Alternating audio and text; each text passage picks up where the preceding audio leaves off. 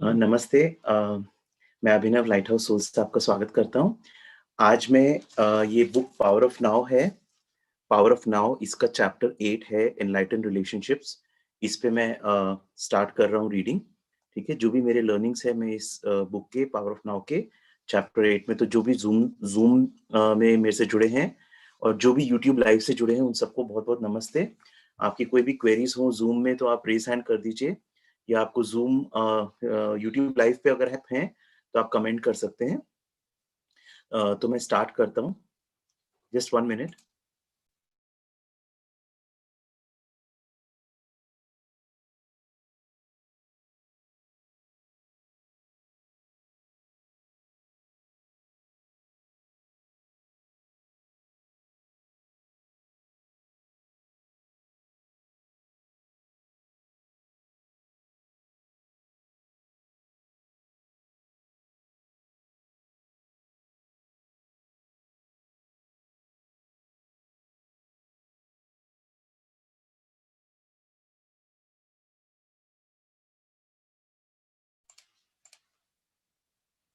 Right, सो हम start करते हैं। ये जो चैप्टर है 8th, ये रिलेशनशिप्स के बारे में एकर्ट ने बहुत ही इंटरेस्टिंग चैप्टर है as compare to the previous chapters. बहुत ही इंटरेस्टिंग है, बहुत ही रेलेवेंट है। ठीक है, जो हमारे रियल लाइफ में जो रिलेशनशिप इश्यूज रहते हैं उसके बारे में, जो एडिक्टिव रिलेशनशिप्स रहते हैं उसके बारे में एकर्ट ने बोला है। फिर लव रिलेशनशिप्स हेट रिलेशनशिप्स बन जाते हैं, लव और हेट का एक पोलैरिटी बन जाता है, वो उसका क्या रीजन है। ठीक है, एडिक्टिव रिलेशनशिप्स के बारे में एकट ने बोला है। फिर एडिक्टिव रिलेशनशिप को एक एनलाइटन रिलेशनशिप में कैसे बनाए उसके बारे में बात किया है। फिर एक रिलेशनशिप को स्पिरिचुअल प्रैक्टिस कैसे बनाए इसके बारे में बात किया है। ठीक है, फिर विमेन का जो मेंस्ट्रुअल पीरियड रहता है उस टाइम, वो टाइम क्यों इतना इंपॉर्टेंट है उनके स्पिरिचुअल ग्रोथ के लिए और स्पिरिचुअल डेवलपमेंट के लिए, इस पे, और वुमेन क्यों एनलाइटनमेंट के ज्यादा क्लोज होती हैं, इस पे बात किया है। कलेक्टिव फीमेल पेन बॉडी जो मेंस्ट्रुअल पीरियड में रिफ्लेक्ट जो बाहर निकल के आती है, तो उसको किस तरह से ट्रांसम्यूट करना है। ठीक है, और इसमें लास्ट में एक बहुत अच्छा एकर्ट ने बोला है कि अपने साथ जो हम रिलेशनशिप की बात करते हैं, अपने साथ रिलेशनशिप को अच्छा करो। तो उस पे एकर्ट ने अपने व्यूज दिए हैं, तो बहुत ही अच्छा एक नॉलेज है। तो मैं जस्ट एक नॉलेज अपने फ्रेम ऑफ पर्सपेक्टिव से बोल रहा हूँ। आई विल रियली सजेस्ट कि आप ये बुक पढ़ो। इस बुक का लिंक मैंने डिस्क्रिप्शन में भी दिया हुआ है। मेरी स्पिरिचुअल अवेकनिंग के टाइम पे ये बुक मुझे बहुत हेल्प की थी और आज भी कर रही है। सो मैं स्टार्ट करता हूँ। तो बेसिकली ये क्वेश्चन आंसर में है ये बुक। तो बेसिकली इसमें क्वेश्चन पूछा है कि मैंने हमेशा ये सोचा था कि ट्रू एनलाइटमेंट तब तक पॉसिबल नहीं होता जब तक आप एक लव रिलेशनशिप में नहीं हो, बिटवीन मैन एंड वुमन एक लव रिलेशनशिप नहीं हो, तब तक एनलाइटमेंट पॉसिबल नहीं है। Isn't this what makes us whole again, मतलब यही तो वो चीज नहीं है जो हमको वापस से होल बना देती है। And how can one's life be fulfilled until that happens, मतलब लाइफ कब तक कब फुलफिल होगी उसके बिना। तो मतलब जनरली क्या रहता है, जब तक जैसे if you are not married या हम रिलेशनशिप में नहीं होते हैं, तो हम हमेशा हमारे अंदर एक चीज रहती है कि यू नो एक there is this thing that we want to become whole. ठीक है, now Eckhart basically says that आप बेसिकली क्या कर रहे हो कि आप एक you are waiting for an event in time to save you. ठीक है, तो आप सैल्वेशन को ढूंढ रहे हो टाइम में, मतलब जब मेरा एक रिलेशनशिप होगा।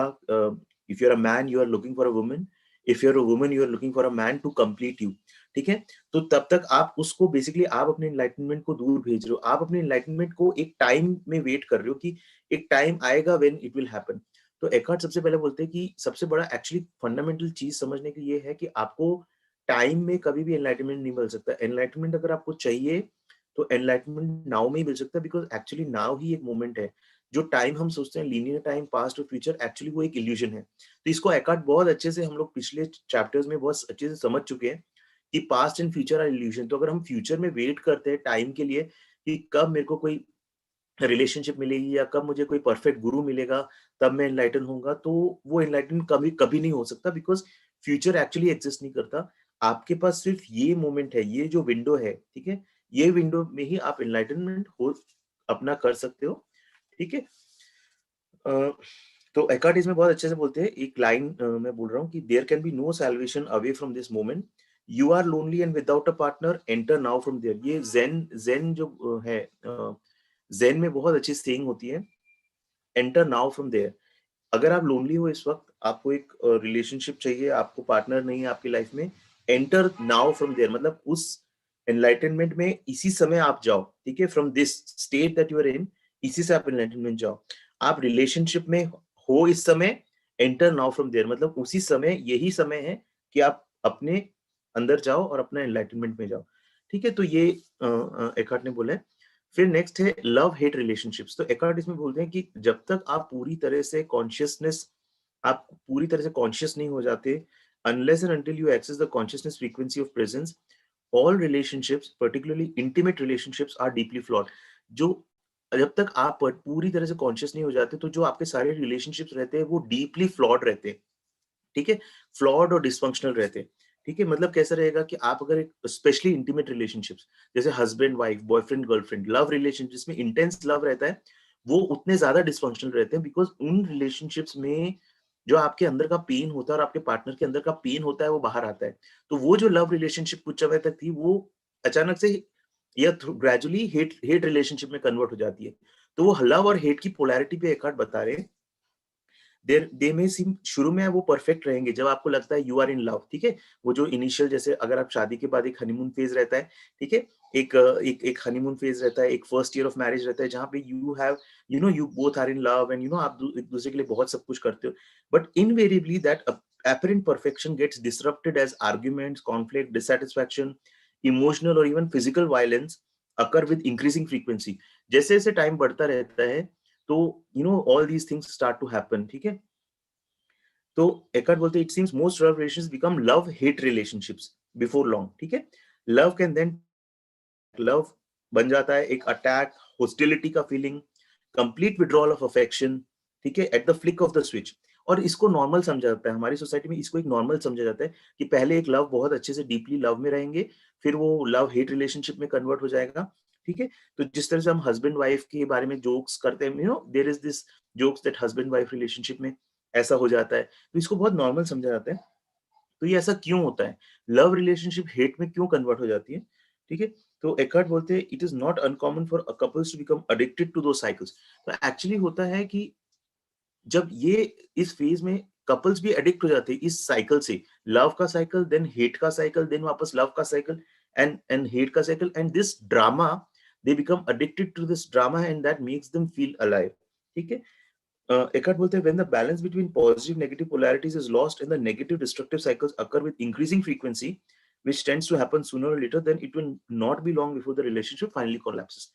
तो जब जितनी इंक्रीजिंग फ्रीक्वेंसी के साथ जब होने लगता है, दिस मींस दोनों पार्टनर्स अनकॉन्शियस हैं, दोनों पार्टनर्स का कॉन्शियसनेस लेवल बहुत लो है, और वो बहुत इंक्रीजिंगली, और फिर वो फिजिकल वायलेंस, डोमेस्टिक वायलेंस में कन्वर्ट हो जाता है, एंड धीरे धीरे एक टाइम आता है जब वो रिलेशनशिप कोलैप्स हो जाती है, ठीक है।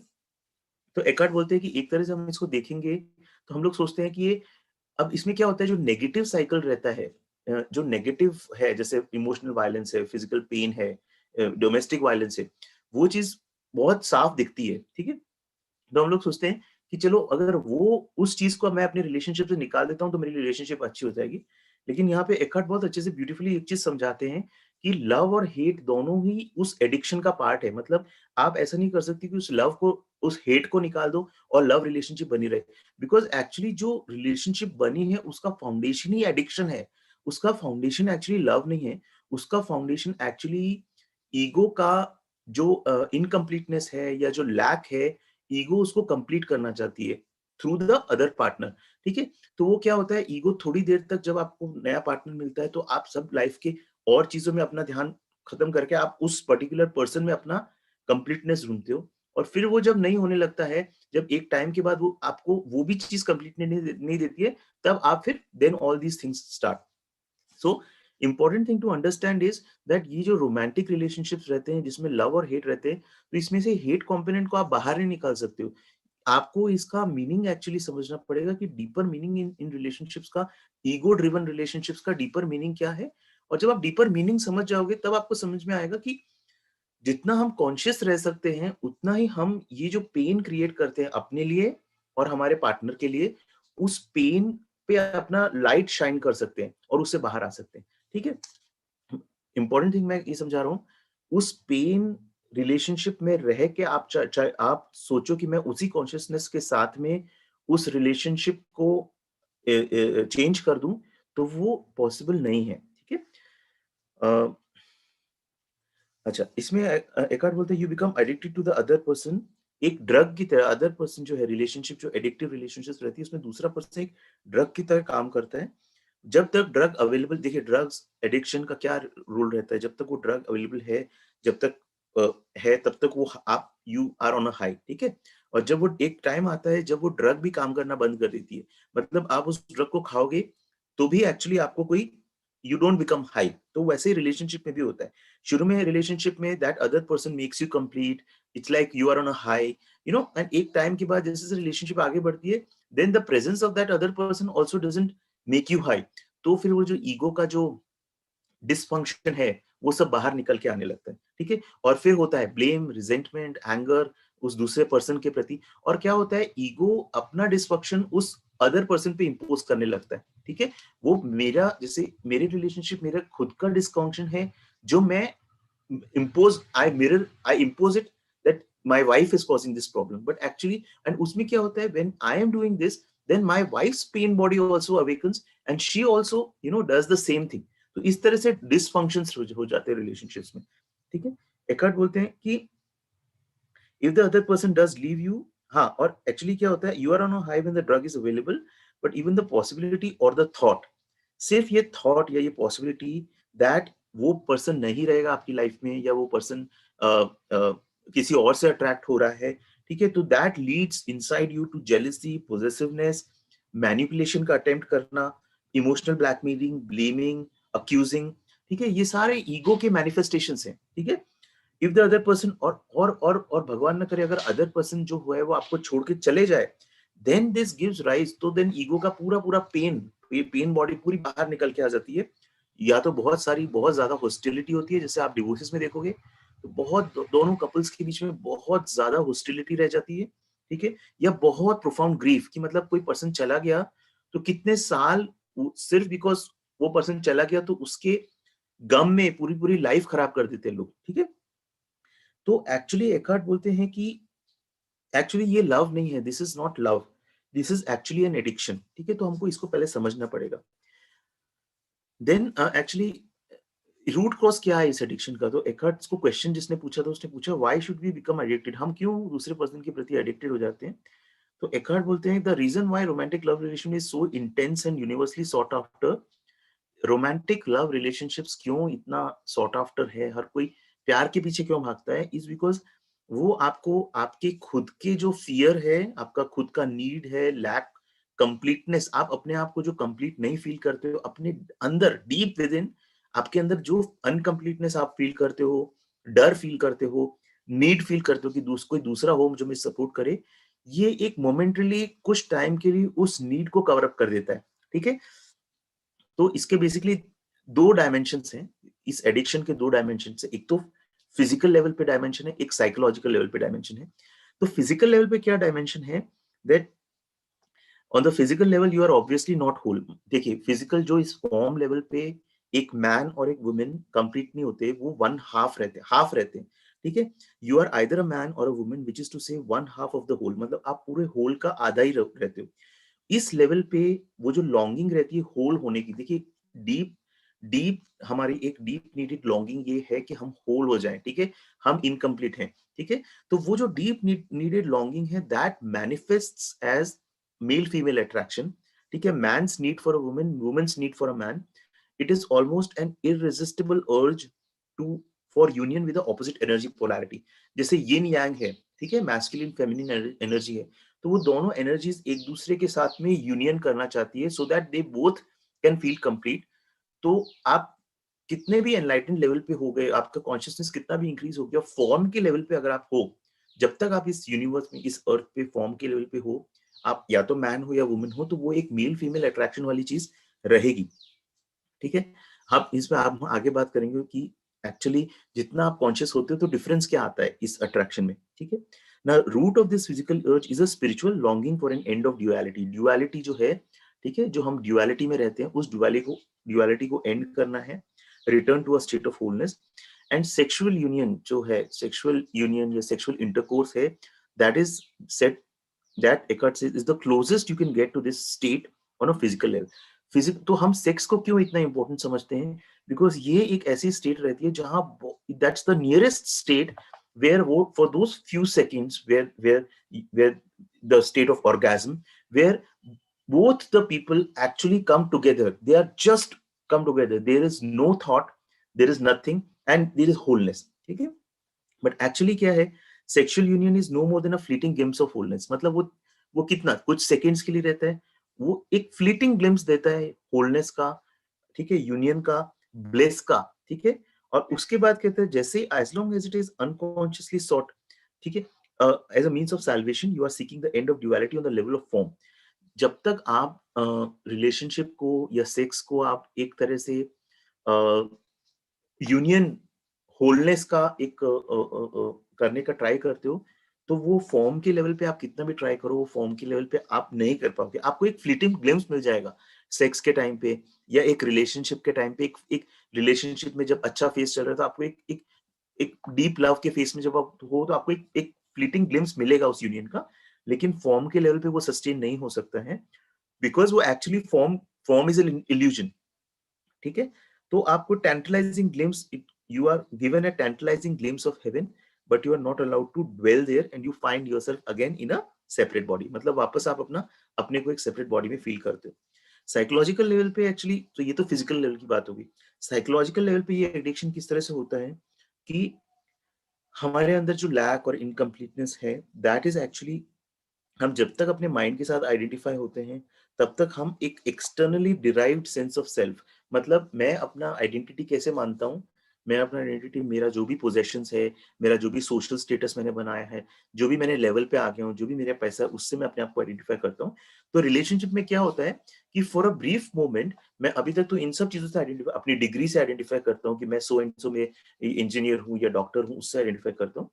तो रिलेशनशिप में क्या होता है, जब मैं शादी कर रहा हूँ या एक रिलेशनशिप में आता हूँ, तो ब्रीफ मोमेंट ऑफ टाइम में मैं क्या करता हूँ, कुछ समय के लिए मैं अपने सारे ये पोजेशंस हैं, इनको एक या जो भी एक्सटर्नल लेबल्स है, डिग्री हो गई, पोजेशंस हो गए, उस सबको साइड में रख के उस रिलेशनशिप में अपनी आइडेंटिटी ढूंढता हूँ, ठीक है। तो थोड़े टाइम तक मैं अपने उस आइडेंटिटी ढूंढता हूँ, लेकिन स्पेशल रिलेशनशिप का मतलब मैं जस्ट एकॉर्ड के वर्ड्स बोलता हूँ, बट कि मैं अभी तक तो अपने सब डिग्रीज वगैरह के साथ आइडेंटिफाई करता था, but then this relationship comes along, ये एक तरह से मेरे को थोड़े टाइम के लिए सारे मेरे ईगो के सारे प्रॉब्लम्स का आंसर दे देती है, ठीक है, बिकॉज मैं अपने रिलेशनशिप में एकदम I am totally into it and life becomes heaven and everything, right. And शुरू में ऐसा ही लगता है। एंड क्या होता है कि जो दूसरी सब चीजें हैं, my degrees, my professional qualifications, my work status, all other things थोड़ी उस टाइम इनसिग्निफिकेंट हो जाती है, because I have something which is very clear in front of me, which gives meaning to my life, और मेरे मेरी पूरी दुनिया का एक सेंटर हो जाता है, ठीक है। नाउ ये समझने का कोशिश किया है, समझाने का कोशिश किया है एकट ने कि अभी भी जब मैं अपने लाइफ का पूरा फोकस किसी चीज में देता हूँ, तो बेसिकली मैं क्या कर रहा हूँ, मैं वही चीज कर रहा हूँ, मैंने एक नई चीज क्रिएट कर ली, externally derived sense of self, ठीक है। मतलब मैं अपनी रिलेशनशिप या अपने स्पाउस के से खुद को आइडेंटिफाई कर रहा हूँ, ठीक है। तो वो एक्चुअली देखो कौन करता है वो आइडेंटिफाई, वो ईगो के लेवल पे आइडेंटिफिकेशन होता है, ठीक है। ये ये सारे फॉर्म्स जो हैं, ऑब्जेक्ट्स हैं, ये सब एक इल्यूजन है, ठीक है। ईगो को ऑब्जेक्ट्स चाहिए, ठीक है, ईगो को ऑब्जेक्ट्स चाहिए अपने को आइडेंटिफाई करने के लिए, ठीक है। तो what matters is the underlying feeling of incompleteness, fear, lack, fulfillment so constrictive the ego that they are no longer there, ठीक है।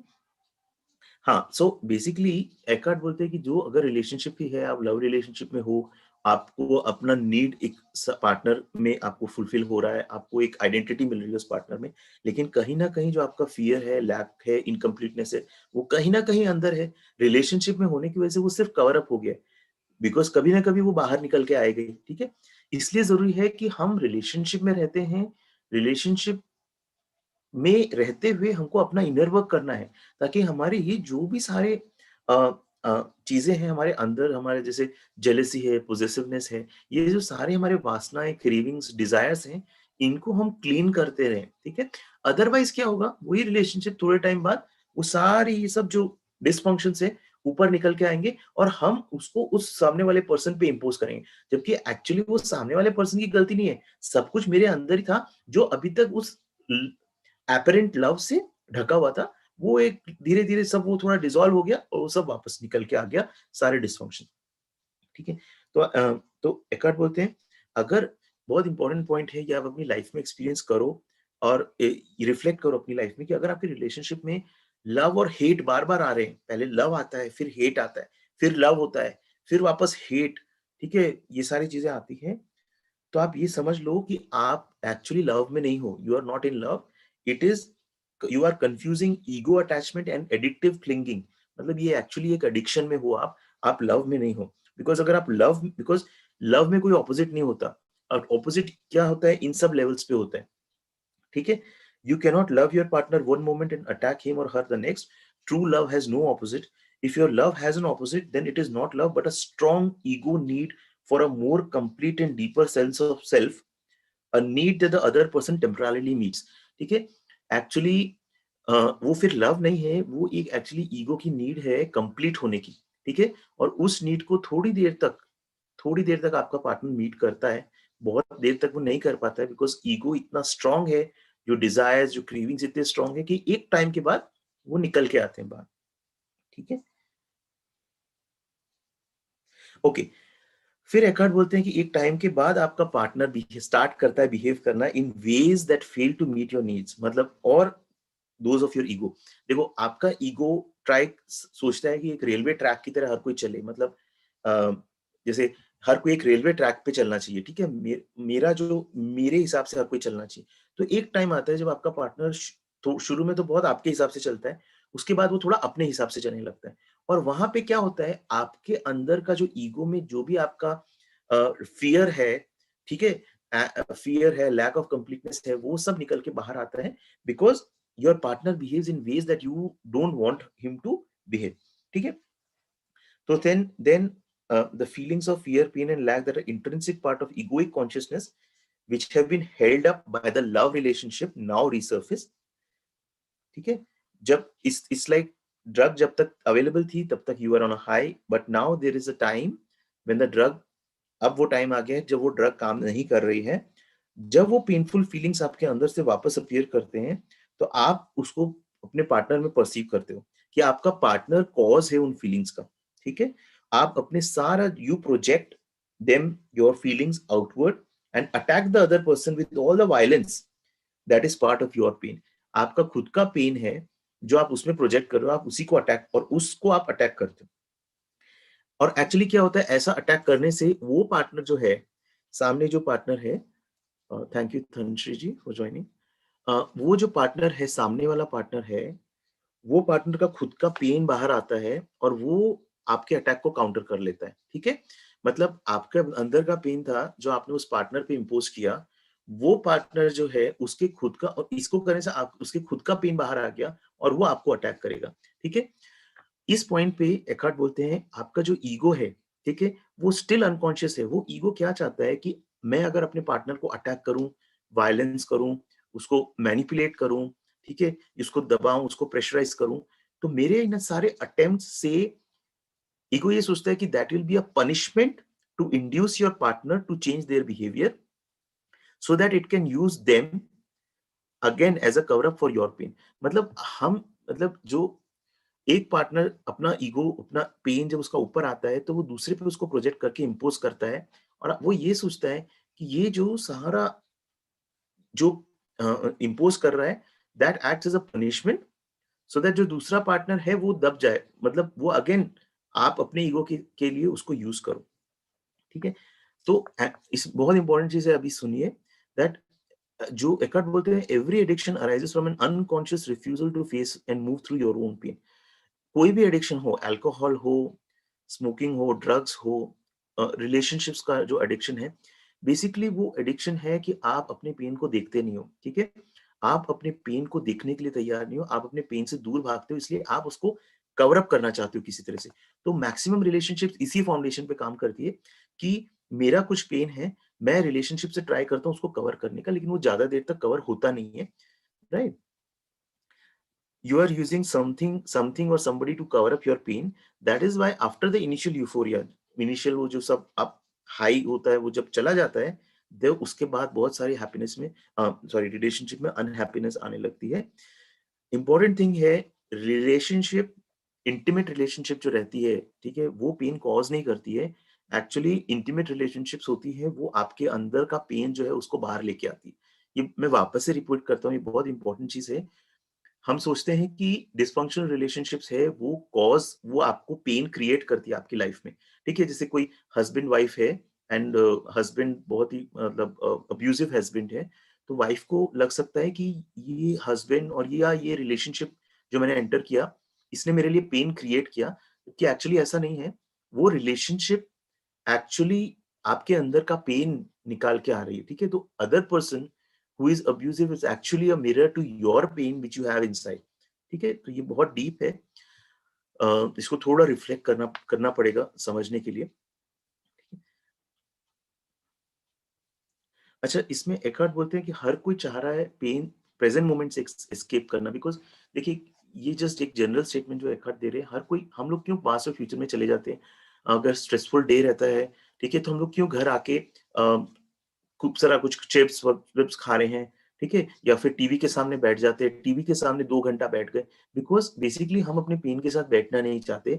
हम अपने पेन, बिकॉज हमको किसी ने सिखाया नहीं है आज तक कि अपने पेन को कैसे ट्रांसम्यूट करना है। इसलिए हम या तो पास्ट में चले जाते हैं या फ्यूचर में चले जाते हैं, और वो फिर पेन इकट्ठा होते रहता है, इकट्ठा होते रहते हैं।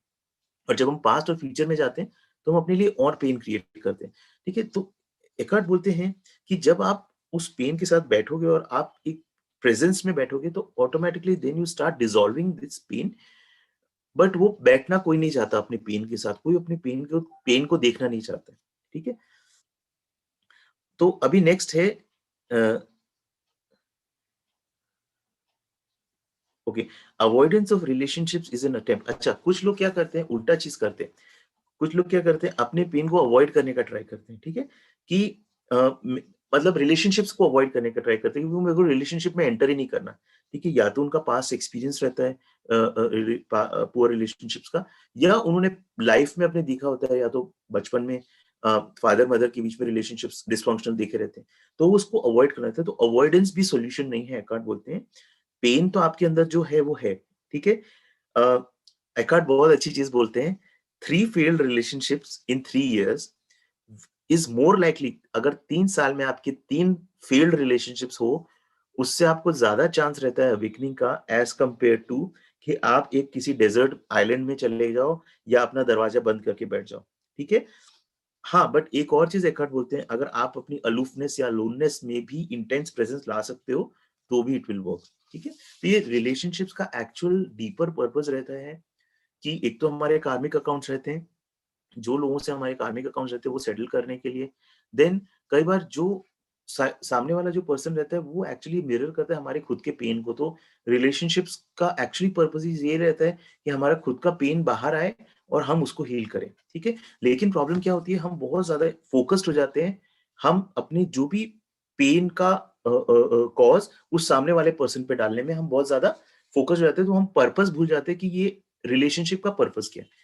अच्छा, अब क्वेश्चन ये है कि मैं एडिक्टिव रिलेशनशिप से एनलाइटन रिलेशनशिप में कैसे जाऊं? एक एडिक्टिव रिलेशनशिप को एक ट्रू रिलेशनशिप में कैसे कन्वर्ट करूं? तो एकार्ट इसका सॉल्यूशन ये देते हैं कि यस, आप ये कर सकते हो। आपको क्या करना है, सिर्फ you have to be present and intensify your presence by taking your attention. आप जब भी रिलेशनशिप में, जो भी आपका इंटरेक्शंस होते हैं, तो आप इंटेंस प्रेजेंट मोमेंट अवेयरनेस में आ जाओ। बहुत सारे वेज पिछले चैप्टर्स में एकार्ट बता चुके हैं। Inner body awareness, watching your breath, watching the thinker, being intensely present in the now.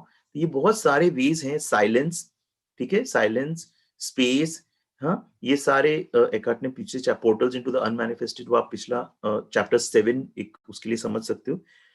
वो सारी चीजें आप कर सकते हो। रिलेशनशिप में आप प्रेजेंट हो जाओ, कॉन्शियस हो जाओ। ठीक है, एकार्ट बोलते हैं कि अगर प्यार आपकी रिलेशनशिप में एक्चुअली फ्लरिश होना चाहिए, ट्रू लव, ठीक है, तो the light of your presence needs to be strong enough so that you are not taken over by the thinker.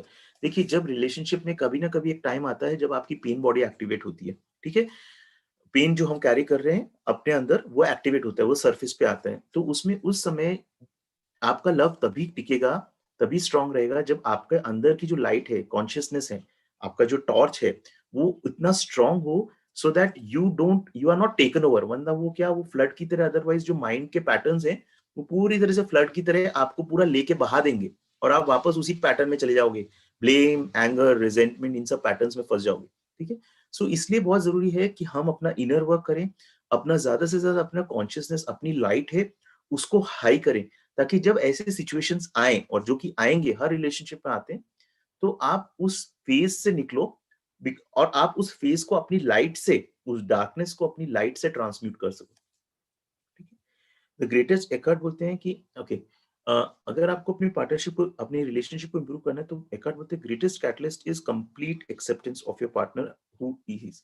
Again, आप रिलेशनशिप्स में भी प्रेजेंस ला सकते हो through acceptance, no judgement, zero judgement, ठीक है।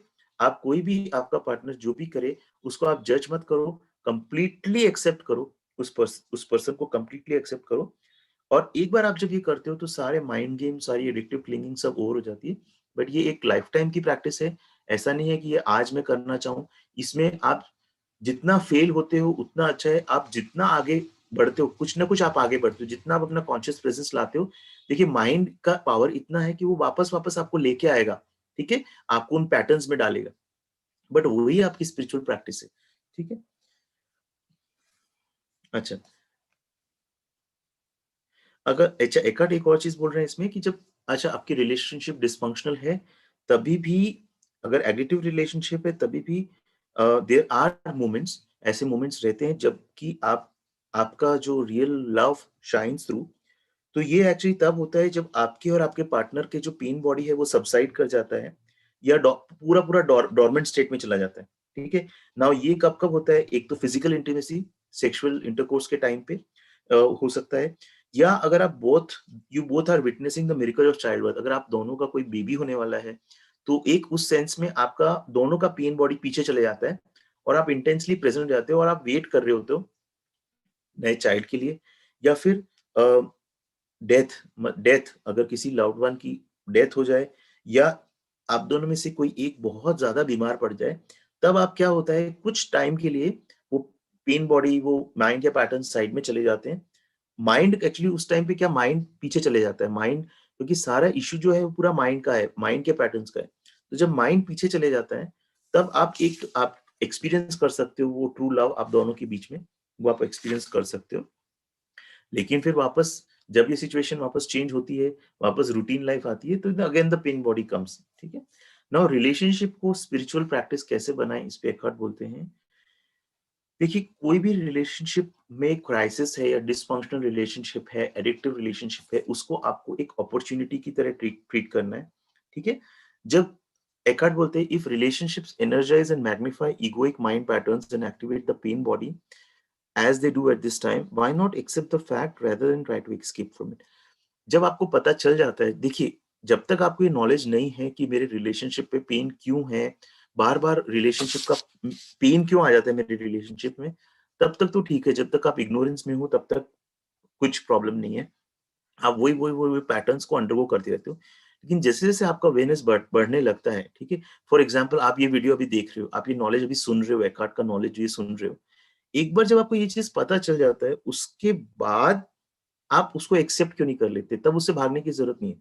आप उसको एक्सेप्ट करो कि हाँ, ये relationship will bring out the pain in me, ठीक है। एकार्ट बोलते हैं, why not cooperate with it instead of avoiding relationships और continuing to pursue the phantom of an ideal partner as an answer to your problems, ठीक है। तो हम क्या करते हैं, या तो हम रिलेशनशिप्स को अवॉइड करते हैं, रिलेशनशिप एंटर ही नहीं करते, या फिर हम एक आइडियल पार्टनर ढूंढते हैं, ठीक है, जो सारा सॉल्यूशन रहेगा हमारी सब प्रॉब्लम्स का। तो वो चीज हमारी को क्लैरिटी मिल जाती है कि ऐसा कुछ भी नहीं है, ठीक है। ओके, एकार्ट बोलते हैं कि अगर ऐसे रिलेशनशिप में, आप डिसफंक्शनल रिलेशनशिप में हो, तो आपको एक तो कॉन्शियस होना है, ज्यादा से ज्यादा प्रेजेंट मोमेंट में आना है, और सबसे ज्यादा है, know that there is disharmony, ठीक है। जैसे थे जो माइंडफुलनेस जो है, माइंडफुलनेस का बेसिक माइंडफुलनेस को अगर मैं एक वर्ड में बोलता हूँ, तो मैं कैसे डिस्क्राइब करूंगा, that when I sit I know that I am sitting, when I walk I know I am walking, when I talk I know I am talking. उसी तरह रिलेशनशिप में अगर आपकी डिसहार्मनी है, तो you know and you accept and you acknowledge that there is disharmony in your relationship, that when you do that, जब आप ये करते हो, तो आप actually you go and look into that disharmony, you look into that suffering, ठीक है, आप उससे दूर नहीं भागते। वो जो आपकी प्रेजेंस से आप जो उस डिसहार्मनी को देखते हो, आप उसको एक्नॉलेज करते हो कि हाँ, इस समय मेरे रिलेशनशिप में डिसहार्मनी है या सफरिंग है, that that act that act actually dissolves the pain that is there. ठीक है, when you know you are not at peace, your अच्छा, बहुत प्यारी चीज है। देखिए, आप अपने रिलेशनशिप में अपने पार्टनर को चेंज नहीं कर सकते, to a lot of extent आप खुद को भी उस टाइम पे चेंज नहीं कर सकते। आप सिर्फ क्या कर सकते हो, आप सिर्फ एक स्पेस क्रिएट कर सकते हो, एक space where you create a space for understanding कि हाँ, इस वक्त मेरे रिलेशनशिप में प्रॉब्लम है। तो तो एपकार्ट उसको बहुत अच्छा बोलते हैं, when you know that you are not at peace, your knowing creates a still space that surrounds your non peace and transmute your non-peace, that surrounds your non-peace in a loving and tender embrace and then transmutes your non-peace into peace। मतलब जो energy है उस mindfulness की, जिस time पे आप समझ जाते हो कि मेरी लाइफ में एक डिसहार्मनी है, आप उसको जज नहीं कर सकते, आप उसको लविंग वे से एक्सेप्ट करते हो, उसी टाइम पे your that energy, that loving energy converts your non peace, जो डिसहार्मनी है उसको पीस में कन्वर्ट करती है। ठीक है, एकार्ड बोलते हैं जब तक जहां तक ट्रांसफॉर्मेशन की बात है, आप कुछ नहीं कर सकते उसके बारे में। आप ना खुद को ट्रांसफॉर्म कर सकते हो, आप सामने वाले को तो बिल्कुल भी नहीं कर सकते हो। सिर्फ आप क्या कर सकते हो is that you can create a space for that transformation to happen and for grace and love to enter. ठीक है, कितना डीप नॉलेज है ये। ठीक है, सो एकार्ड बोलते हैं जब भी आपकी रिलेशनशिप नहीं काम कर रही है, whenever your relationship is not working, uh, whenever it brings out the madness in you, खुश हो जाओ, आपको एक अपॉर्चुनिटी मिल रही है आपके इस अवेकनिंग के लिए। ठीक है, whatever was unconscious is brought into light. मतलब जब भी आपके रिलेशनशिप में डिसहार्मनी है, या आप एक्चुअली एक रिलेशनशिप में हो जहां जो अब्यूजिव है या डिसहार्मनी है, आपके पास वो अपॉर्चुनिटी है उसको ट्रांसम्यूट करने की। ठीक है, अब जरूरी नहीं है कि आप, मैं ये नहीं कहीं पे बोल रहा हूँ कि आप उस अब्यूजिव रिलेशनशिप में रहो ही रहो। मैंने अलग से एकार्ट हमने पिछले चैप्टर्स में डिस्कस किया, उसको हमको प्रेजेंस के साथ डील करना है। अगेन 3 वेज हैं, या तो उस सिचुएशन से बाहर निकल जाओ, मतलब उस रिलेशनशिप से बाहर निकलो, या उस रिलेशनशिप में चेंज करने की कोशिश करो, उस रिलेशनशिप को बेटर, लाइक जैसे ये प्रैक्टिस है। ठीक है, ज्यादा ज्यादा प्रेजेंस लेके आओ रिलेशनशिप में, अपना कम्युनिकेशन इंप्रूव करो। या थर्ड वे है, कंप्लीटली कंप्लीटली एक्सेप्ट करो, अगर आप इस रिलेशनशिप में हो तो आप उस प्रेजेंट मोमेंट को एक्सेप्ट करो कि इस मोमेंट में मेरे मेरे अंदर ये सफरिंग है, ये प्रॉब्लम है। ओके, Eckhart बोलते हैं, if there is anger, know that there is anger. If there is jealousy, defensiveness, urge to argue, the need to be right, the inner child demanding love and attention, or the emotional pain, whatever it is, know the reality of the moment and hold the knowing. Then Eckhart बहुत अच्छा बोलता है, relationship then becomes your sadhana, your spiritual practice. He actually uses the word sadhana. उस आप ऐसा करते हो तो आपकी रिलेशनशिप एक साधना बन जाती है, एक स्पिरिचुअल प्रैक्टिस बन जाती है। जितना आप अपने पार्टनर के अनकॉन्शियस बिहेवियर को ऑब्जर्व करते हो, सामने वाले में आपको जब अनकॉन्शियस बिहेवियर सामने वाले का होता है, तो आप उसको ऑब्जर्व करते हो और फील करते हो, वही अनकॉन्शियस जो आपके अंदर था वो बाहर निकल के आ रहा है उसमें, तो आप ज्यादा से ज्यादा आप एक उसको डिसॉल्व करने लगते हो। ठीक है, हाँ, ये है व्हाट हैपेंस इज दैट अगर आप प्रेजेंस में हो, आप बहुत ज्यादा प्रेजेंस में हो, तो अगर आपका पार्टनर बहुत ज्यादा ईगो आइडेंटिफाइड है, तो ईगो को प्रेजेंस के साथ में काम करना बहुत डिफिकल्ट पड़ जाता है। मतलब जो ईगोइक रहता है, बिकॉज ईगो को क्या चाहिए, ईगो को चाहिए कि कोई उससे फाइट करे। ठीक है, तभी तो ईगो का अपना स्टैंड बना रहता है।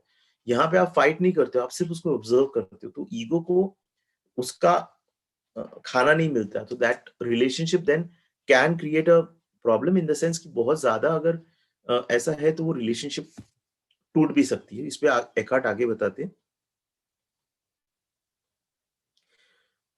एकार्ट बहुत क्लियर करते हैं, रिलेशनशिप का पर्पस ये नहीं है कि सामने वाला आपको हैप्पी या फुलफिल करे। अगर आप ये चाहते हो, आप अपना सैल्वेशन, आप अपना मुक्ति दूसरे में ढूंढते हो, तो आप बार बार धोखा खाते रहोगे, आप बार बार डिsillusion होते रहोगे। पर अगर आप ये एक्सेप्ट कर लेते हो कि आपका रिलेशनशिप आपको इस समय ज्यादा प्रेजेंस में ला रहा है, ज्यादा कॉन्शियस बना रहा है, ज्यादा आपकी अवेयरनेस लाने में हेल्प कर रहा है, then the relationship will offer you solution. Then वो रिलेशनशिप आपके लिए काम करेगी। ठीक है, आपको सॉल्यूशन देगी, and you will be aligning yourself with the higher consciousness that wants to be born into the world. ठीक है, ओके।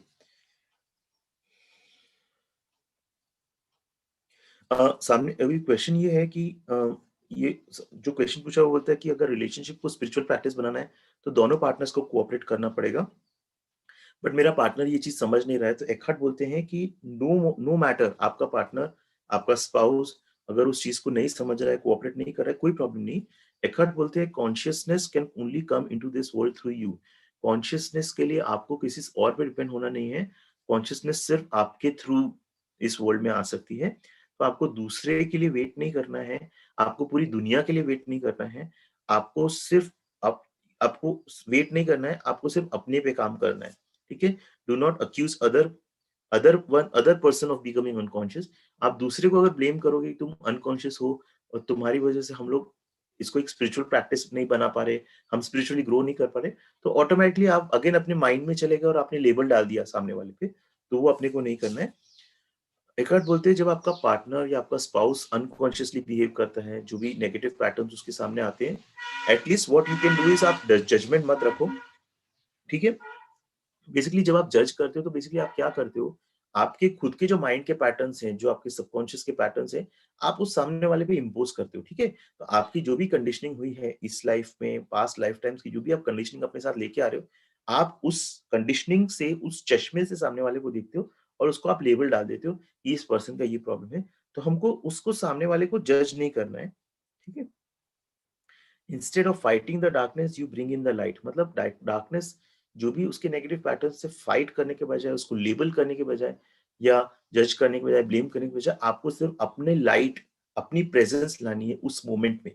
उस उस मोमेंट में जब ये सब हो रहा है, you have to be conscious. ठीक है, अच्छा, अगर दोनों पार्टनर्स रिलेशनशिप में अग्री करते हैं कि उस आप दोनों पार्टनर सपोज स्पिरिचुअल हैं और वो अपने रिलेशनशिप को एक स्पिरिचुअल प्रैक्टिस बनाने का अग्री कर सकते हैं, then what happens is that both the partners will express their feelings। जैसे उनको कोई इमोशंस आता है, वो उसको एक्सप्रेस करेंगे, वो उसको होल्ड बैक नहीं करेंगे। वरना रिलेशनशिप में कैसा रहता है, जैसे मैं बहुत अच्छा, I don't know, but there is like in a relationship where it was everything good, husband wife बहुत अच्छे से, एक बार भी झगड़ा नहीं हुआ पूरी पूरी life, and then towards the end of the life, बुढ़ापे में, एवरीथिंग केम अप, जो इतने टाइम तक सब दबा के रखा था, वो सब एक साथ बाहर आ गया। ठीक है, तो कपल्स के रिलेशनशिप में भी यही होता है, बाहर से सब अच्छा लगता है, एवरीथिंग इज नाइस, बिकॉज हर कोई अपने अंदर दबा के रखता है।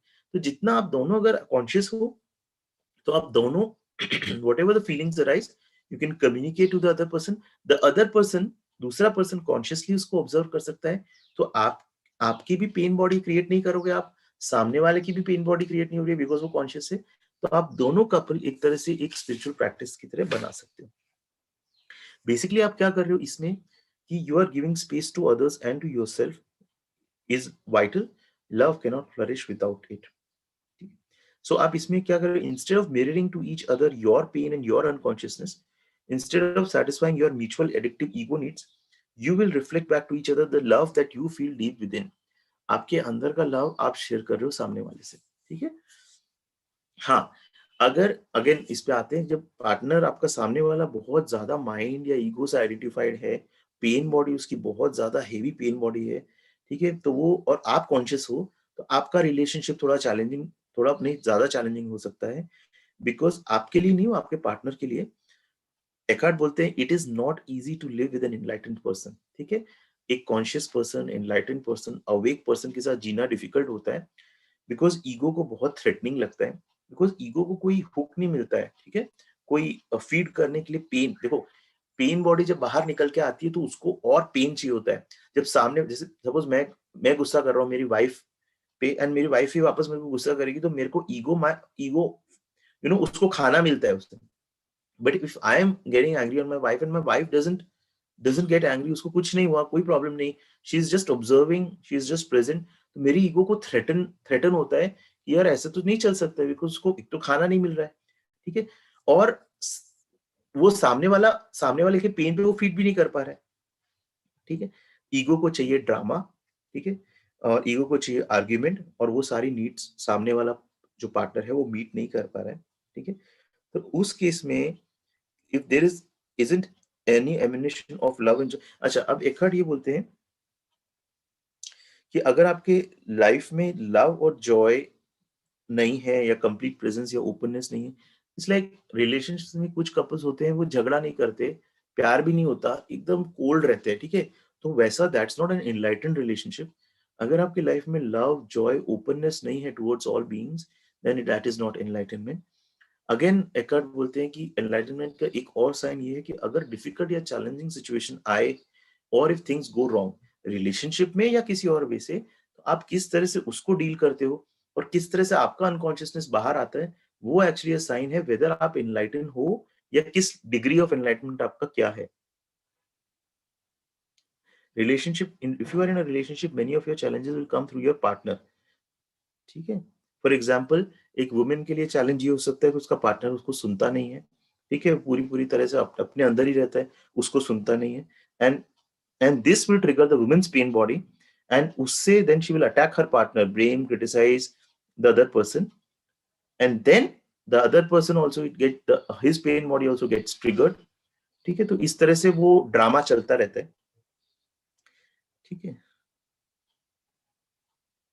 और वो ड्रामा चलता रहता है और झगड़ा होता रहता है, और झगड़े में होता क्या है, बेसिकली दोनों की पेन बॉडीज फीड करती है एक दूसरे पे, ठीक है। वुमेन की पेन बॉडी को भी खाना मिलता है, मैन की, हस्बैंड की भी पेन बॉडी को खाना मिल जाता है, एंड देन वो शांत हो जाते हैं, ठीक है। मतलब पेन बॉडी कहीं जाती नहीं है, बल्कि पेन बॉडी और ज्यादा स्ट्रांग हो जाती है और वो डॉर्मेंट हो जाती है, उनके अंदर चली जाती है अंटिल नेक्स्ट टाइम, ठीक है। एकार्ट बहुत अच्छा बोलते हैं, until next time when you know the next fight happens, ठीक है। अभी नेक्स्ट, अगर अगेन एकार्ट इस चीज पे बोलते हैं कि अगर आप बहुत ज्यादा अच्छे प्रेजेंट हो, अवेक हो आपके रिलेशनशिप में, तो थोड़ा आपके पार्टनर के लिए चैलेंज हो सकता है। बहुत लंबे समय तक आपका पार्टनर आपको झेल नहीं सकता, ठीक है, ऐसी सिचुएशन में। तो या तो वो दो ऑप्शन हो सकते हैं, या तो वो they will walk with you through the door that you open, आपने जो दरवाजा उनके लिए खोला है, जो प्रेजेंस कॉन्शियसनेस का जो दरवाजा आपने उनके लिए खोला है, वो भी प्रेजेंट हो जाएंगे, वो भी कॉन्शियस हो जाएंगे। और you will separate like oil in water, मतलब आप और आपका पार्टनर सेपरेट हो जाएंगे, जैसे तेल और पानी जैसे सेपरेट होता है ना, वैसे। The light is too painful for someone who wants to remain in darkness.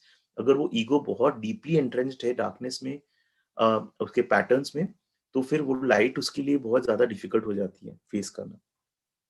अब आते हैं पॉइंट पे कि why women are closer to enlightenment, ठीक है। क्वेश्चन ये था कि एनलाइटनमेंट के जो ऑब्स्टिकल्स हैं वो मेन और वुमेन दोनों के लिए सेम है क्या।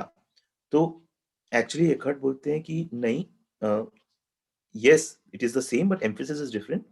एक्चुअली एकहर्ट बोलते हैं कि विमेन के लिए अपनी बॉडी में फील करना बहुत ज्यादा इजी होता है एज कम्पेयर टू मैन। तो वो ज्यादा क्लोजर होती है, बीइंग के ज्यादा क्लोजर होती है और potentially closer to enlightenment. Men से ज्यादा विमेन क्लोज होती है एनलाइटनमेंट के लिए। इसलिए बहुत सारे एंशिएंट कल्चर्स में एक्चुअली फीमेल फिगर्स को गॉड माना गया था, गॉडेस, ठीक है, फीमेल फिगर्स को माना गया था। और बाद में, और it was often shown as a वॉर्म that gives birth to all creation. Actually women unmanifested जो अवेयरनेस है, एब्सोल्यूट है, जिसने इस क्रिएशन को बर्थ दिया है, वर्चुअली एक वुमेन उसको मैनिफेस्ट करती है। मतलब एक्चुअली वुमेन एक तरह से प्रतीक होती है, because women also gives birth to creation, ठीक है। लेकिन एक्चुअली क्या हुआ with time when mind took over, जैसे जैसे सिविलाइजेशन ने प्रोग्रेस किया and mind took over, humans lost touch with reality, divine essence को भूल गए, एंड देन लोगों ने गॉड को एक मेल फिगर बना दिया, ठीक है। God was considered as a male figure because society धीरे धीरे मेल डिनोमिनेटेड हो गई और फीमेल को एक मेल का सबऑर्डिनेट बना दिया, ठीक है। तो एक्चुअली एकहार्ट बोलते हैं कि जो माइंड की एनर्जी होती है, जो माइंड की एनर्जी क्या होती है, रेजिस्ट करना, ब्लेम करना, रिजेंटमेंट, एंगर, ये जनरली मेल फ्रीक्वेंसी रहती है, ठीक है। It is like energy frequency of the mind appears to be essentially male, ठीक है। और वही मेल फ्रीक्वेंसी गॉड को भी एक ऐसा पेट्रियार्चियल कंट्रोलिंग अथॉरिटी बना देता है, एक एंग्री कोई ऊपर आसमान में बैठा है जो कि आपको जज करेगा, जिससे आपको डरना चाहिए, ठीक है। एंड इसी तरह से गॉड को एक ह्यूमन माइंड का एक प्रोजेक्शन बना दिया गया, जबकि गॉड ऐसा नहीं है, ठीक है। माइंड एनर्जी जो मैस्कुलिन एनर्जी है, अग्रेसिव एनर्जी है, that is hard and rigid. Being energy है जो फेमिनिन एनर्जी है, that is soft and yielding yet infinitely more powerful than the mind energy. Mind energy हमारे सिविलाइजेशन को run करता है, लेकिन बीइंग एनर्जी इस पूरी लाइफ का क्रिएशन को होल्ड करती है, ठीक है। तो infinitely more powerful then male energy, ठीक है।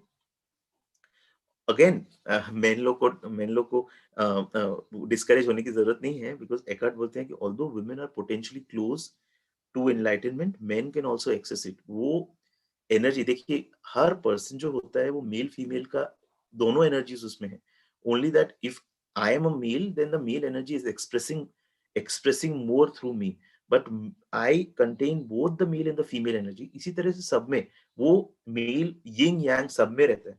So men also can access that energy within themselves. हाँ, थोड़ा सा एफर्ट ज्यादा है मैं बोलूंगा, या थोड़ा सा डीप वर्क ज्यादा करना पड़ेगा मेन को as compare to female, who are naturally more intuitive, who are naturally more in touch with their body, ठीक है। अच्छा, जनरल रूल जो है, major obstacle for men tend to be the thinking mind. Again men के लिए ज्यादा obstacle है rational mind, जो थिंकिंग माइंड रहता है। फीमेल्स के लिए ज्यादा बड़ा ऑब्स्टिकल होता है पेन बॉडी, ठीक है। जनरली ये ऐसा होता है, बट एक्सेप्शंस भी होते हैं। अच्छा, अभी कलेक्ट फीमेल पेन बॉडी पे आ जाते हैं। तो क्वेश्चन ये है कि पेन बॉडी वुमेन के लिए इतना बड़ा ऑब्स्टिकल क्यों होता है। तो बेसिकली इसमें एकहार्ट बोलते हैं कि पेन बॉडी जो रहती है, ठीक है, पेन बॉडी पे हम ऑलरेडी पिछले चैप्टर्स में डिस्कस कर चुके हैं, तो मैं ज्यादा डीप नहीं जाऊंगा इस पे। पेन बॉडी का एक तो पर्सनल पेन बॉडी होती है, जो मेरी खुद की पेन बॉडी है, जो मैं अपने इस लाइफ टाइम या पास्ट लाइफ टाइम्स के जो भी मेरी पेन मैं अपने साथ लेके आ रहा हूँ। एक होता है कलेक्टिव पेन बॉडी, मतलब कलेक्टिवली कंट्रीज का पेन बॉडी होता है, रेसेस का पेन बॉडी होता है, नेशनैलिटीज, कंट्रीज, इन सब का भी पेन बॉडी होता है, ठीक है। तो जिस कंट्री में मैं बॉर्न हुआ हूँ, उस कंट्री का एक कलेक्टिव पेन मैं अपने अंदर ले रहा हूँ। जिस रेस में मैं बॉर्न हुआ हूँ, या मेरा जो भी एंसेस्ट्रल लीनिएज है, वो एंसेस्टर्स का जो पेन है वो भी मैं अपने अंदर कैरी करता हूँ, ठीक है। तो एक्चुअली वुमेन का जो पेन बॉडी रहता है, एक तो उसका खुद का पेन है, और एक जो कलेक्टिव वुमेनहुड का जो पेन रहता है, कलेक्टिव पेन, वो भी वुमेन अपने अंदर कैरी करती है। अब वो कलेक्टिव पेन जो रहता है वुमेन का, वो कौन सा रहता है। It's the accumulation of the collective human psyche over thousands of years through disease, torture, war, murder, cruelty, madness, जो मेन ने वुमेन पे इन्फ्लिक्ट किया है, ठीक है। वो सारा, ठीक है, जो भी वुमेन को सबऑर्डिनेटली ट्रीट करना, वुमेन पे जो भी अत्याचार हुए हैं right from the start by main, वो सारा कलेक्टिव पेन कहीं ना कहीं हर वुमेन में रहता है। जैसे हो पोनो पोनो में हम लोग ने डिस्कस किया था, जो डॉक्टर ह्यूलन बोलते हैं कि विमेन का सबसे बड़ा deep seated actually pain is the deep rooted hatred for men, because of whatever collectively has gone wrong, ठीक है। हो सकता है इस लाइफ में द स्पाउस और द पार्टनर और the parent, you know, husband और father, they are very good, but एक डीप रूटेड जो कलेक्टिव पेन है जो वुमेन होल्ड कर रही हैं, वो रहता है, and that manifest as menstrual pain, menstrual flow, menstrual periods का जो रहता है विमेन में, वो उस तरह से मैनिफेस्ट होता है, ठीक है। जैसे एकार्ट बोलते हैं कि certain races or countries in which extreme forms of strife and violence occur have a heavier collective pain body than others, ठीक है। तो जो जो कंट्रीज बहुत वॉर से गुजरे हैं, बहुत सिविल वॉर्स वगैरह से गुजरे हैं, तो उनकी जो बच्चों में, उनके बच्चों में वो पेन बॉडी वो कैरी करते हैं। सिंपल एग्जांपल मैं बोलता हूँ, जैसे हिरोशिमा नागासाकी में जो हुआ और एटॉमिक बॉम्ब एक्सप्लोजन हुए, उसके बाद कितने सारे जनरेशंस तक उनके बच्चों में, उनके बच्चों से बच्चों में वो प्रॉब्लम्स, इन्फॉर्मिटीज, वो सब, बिकॉज वो डीएनए में अपडेट होता है और वो डीएनए में कैरी होता रहता है, ठीक है। अगेन विमेन का जो पेन है, जो कलेक्टिव पेन ज्यादा वो होल्ड करती है अपने अंदर, that is actually that makes them potentially close to enlightenment, मतलब वो एनलाइटनमेंट के लिए ज्यादा क्लोज बना देता है उनको, ठीक है। हाँ, ओनली थिंग इज कि जरूरी नहीं कि हर वुमेन उस चीज को एक्सेस, उस अपॉर्चुनिटी को एक्सेस कर पाए, लेकिन एक्चुअली एकार्ट बस ये चीज बोलते हैं, बहुत अच्छी चीज है जो विमेन और मेन दोनों पे अप्लाई होता है। इफ यू आर, आप अगर एक सपने में हो, एक बुरे सपने में हो, तो बहुत ज्यादा मोटिवेशन रहेगा आपको उस सपने से बाहर आने का, ठीक है। हम लोग सब एक सपने में ही तो है अल्टीमेटली, लेकिन कुछ लोग बुरा सपना देख रहे हैं, बहुत लाइफ में प्रॉब्लम्स देख रहे हैं, ठीक है। तो वो ज्यादा मोटिवेशन रहता है कि मेरे को इस सपने से बाहर आना है, एज कम्पेयर टू समवन वो जिसका नॉर्मल, मतलब कोई सपने में ज्यादा कुछ प्रॉब्लम नहीं है, थोड़ा बहुत ऊपर नीचे, वो नींद से क्यों जागेगा। लेकिन जिसको बहुत ज्यादा प्रॉब्लम फेस हो रही है और बुरा सपना देख रहा है, वही तो सपने से जागेगा। तो वुमेन को, जहां वुमेन को पेन ज्यादा है, वहां वुमेन को उस पेन से बाहर निकलने की अपॉर्चुनिटी बहुत ज्यादा है, लेकिन वो फ्री विल रहती है, हर एक सोल की फ्री विल रहती है, ठीक है। अच्छा, कलेक्टिव फीमेल पेन बॉडी पे जैसे बोल रहे हैं कि male subjugation of female, men ने जो वुमेन को दबाया है through slavery, exploitation, rape, child birth, child loss, over thousands of years का जो पेन है वो अक्यूमुलेट रहता है। और ये एक्चुअली मेंस्ट्रुअल फ्लो के टाइम पे ये पेन एक्चुअली वुमेन का जो आई थिंक जैसे 4-5 डेज का जो एक फेज रहता है जहाँ पे जो मेंस्ट्रुअल पीरियड्स का टाइम रहता है, उस टाइम पे एक्चुअली वो पेन निकल के बाहर आता है। It awakens from its dormancy, but वो और टाइम पे भी बाहर आ सकता है, बट वो जनरली वो जो 4-5 दिन का टाइम रहता है, that time the pain actually comes up. और उस टाइम पे क्या होता है, लेडीज जनरली चिड़चिड़े हो जाते हैं, ठीक है, एंगर आने अपने आप पता नहीं चलता, एंगर आ रहा है, चिड़चिड़ापन आ रहा है। बेसिकली क्या होता है, वही पेन है जो अंदर से बाहर निकल रहा है। Women is taken over by the pain body, it has a very powerful electrical energetic charge that can, मतलब कॉन्शियस, अगर वुमेन कॉन्शियस भी है लेकिन उस टाइम पे उस फेज में उनका सेंस, उनका वो सारा एनर्जी बाहर आता है, तो वो उस समय चले जाते हैं। और उसमें क्या, उस टाइम पे आपकी वुमेन की लाइफ में नेगेटिव सिचुएशंस भी हो सकते हैं। वो नेगेटिव सिचुएशंस जो बाहर क्रिएट होते हैं, एक्चुअली उसका पर्पस सिर्फ यही होता है, वो पेन को और ज्यादा बाहर लाने के लिए, ठीक है। It is pure pain, past pain, it is not you, right. So women अगर कई बार ये सोचते हैं कि इस टाइम पे उनको ऐसा क्यों होता है, चिड़चिड़, उनको अपने अंदर गिल्ट लगे, तो that is not you, that is not that person, that is only the pain that comes out, ठीक है, and that wants to be healed, ठीक है। इसलिए हम बोलते हैं जैसे ये टाइम पे, जब ये 4-5 दिन का time is the best time, आप उस टाइम पे अपने स्पिरिचुअल प्रैक्टिस करो। वुमेन अब मेंस्ट्रुअल पीरियड्स के टाइम पे आपका जो आप स्पिरिचुअल प्रैक्टिस, आप रेकी करो, मेडिटेशन करो, that is the best time to do, ठीक है। बिकॉज पेन ऊपर निकल के आया है एंड आपके पास अपॉर्चुनिटी उस पेन को हील करने की, अदरवाइज क्या होगा, वो पेन ऊपर निकल के आया, वो वापस डोरमेंट चले जाएगा। जब ऊपर निकल के आया है तो फिर अब जैसे कचरा ऊपर निकल के आया तो साफ करने में इजी पड़ता है ना।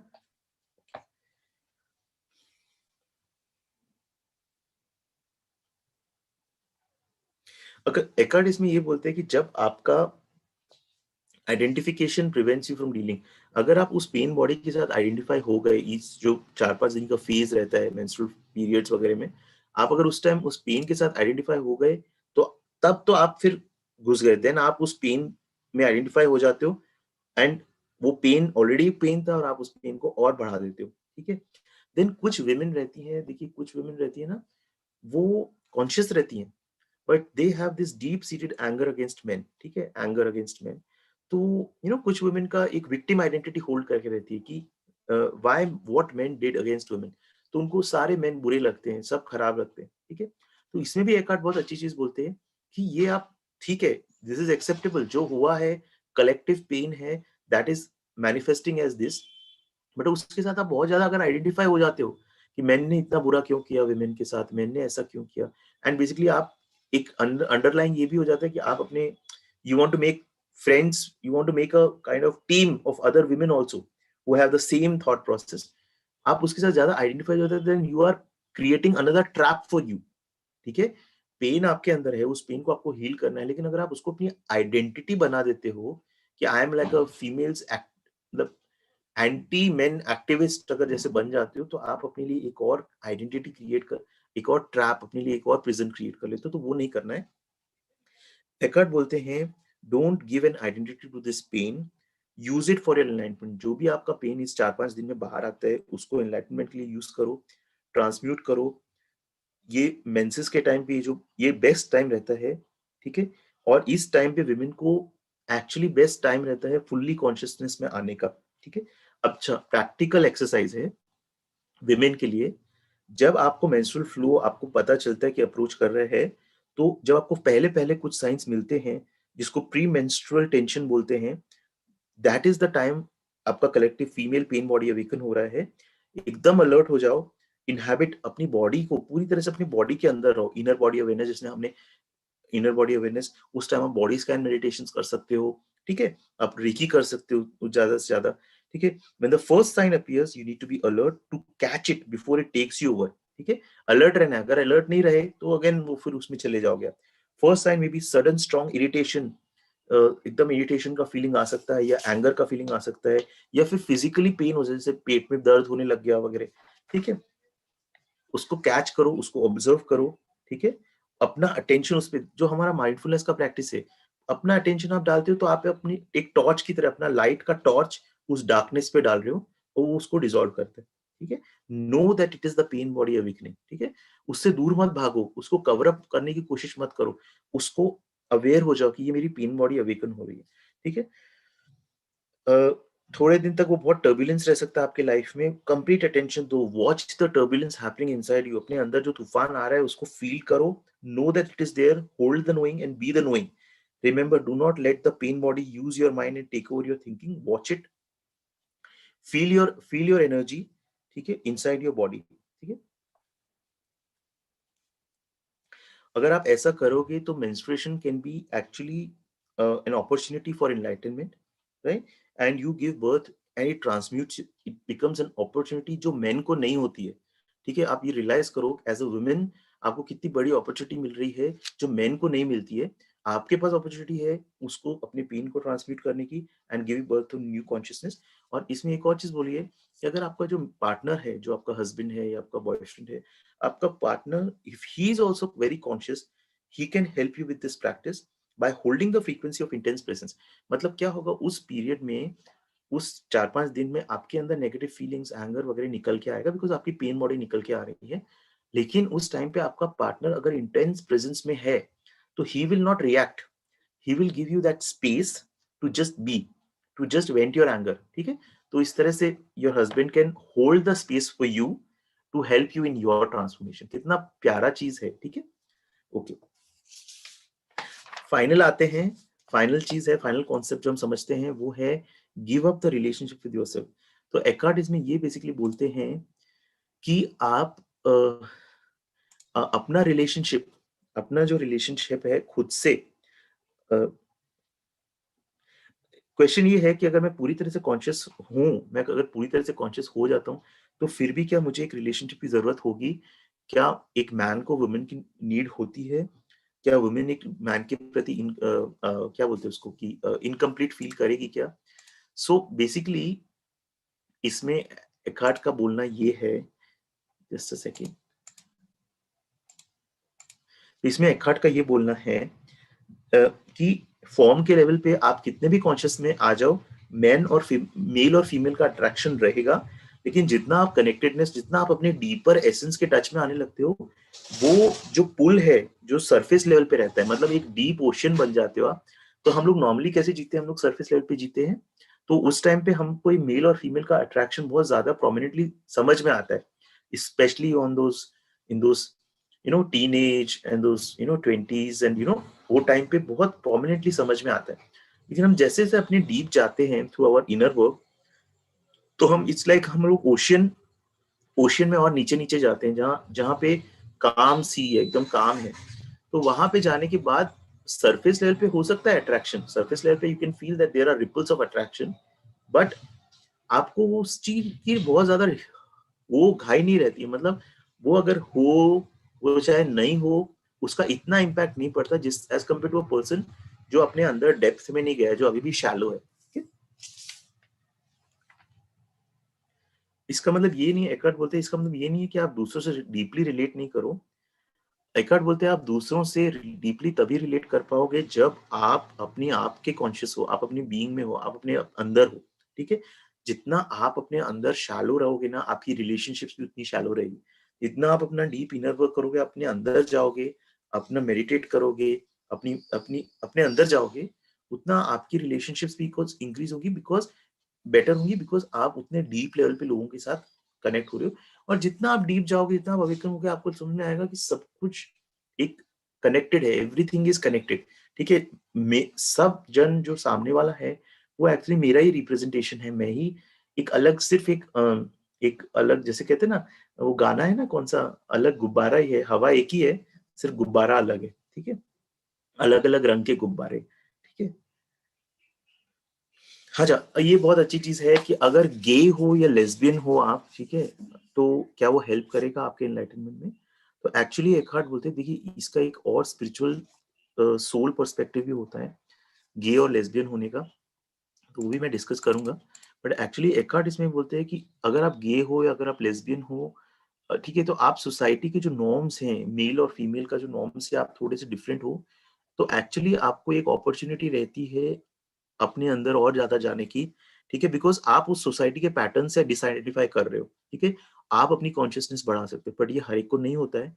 आप अपना इनर वर्क करोगे तो ये चीज होगी, बट एज अ गे और अ लेस्बियन आपके पास वो ज्यादा बड़ी अपॉर्चुनिटी रहती है ग्रो करने की as compare to a person who is like a male और फीमेल, ठीक है।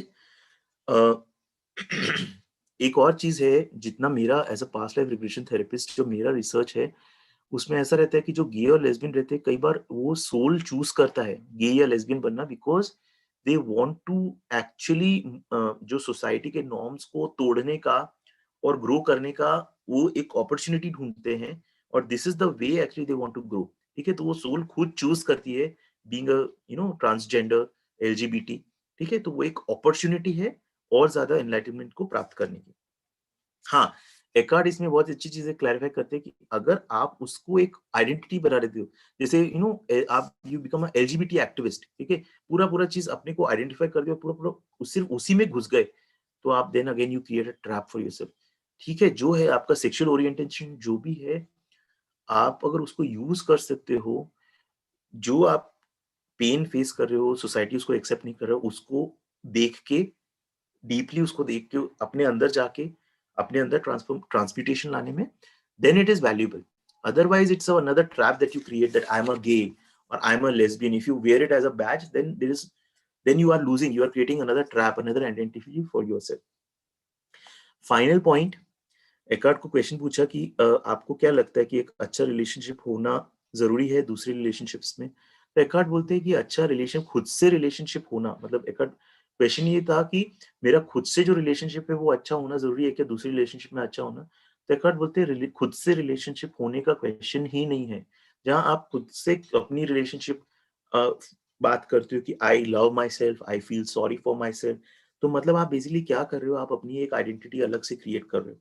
आप I am Abhinav, I create another Abhinav, and then I think about my relationship with my, तो एकार्ट बोलते हैं ये सब यूजलेस है, जस्ट बी, जस्ट बी, ठीक है। बिकॉज आप अगर ड्युअलिटी वापस क्रिएट करने का कोई मतलब नहीं है, आपको सिर्फ अपने अंदर रहना है, you just have to be within yourself, ठीक है। You you do not you do not hate yourself. The split caused by self-reflective consciousness is healed, its cause removed. There is no self that you need to protect, defend, or feed anymore.